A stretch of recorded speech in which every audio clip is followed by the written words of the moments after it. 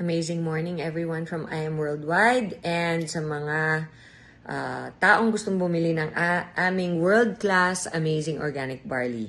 I would just like to take this opportunity to inform you all na isa lang po talaga ang aking FB page and IG page.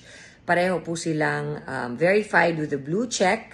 So wag po kayong nagpapaloko at bumibili sa mga impersonating people using my name, using my profile pic na ginagrab lang nila. Ini-edit po yung pag may hawak ako ng barley na ini-edit nila. Tinatanggal nila yung box sa kamay ko, tapos nilalagay nila yung sarili nilang box. So ito lang po ang original na box ng I Am Worldwide.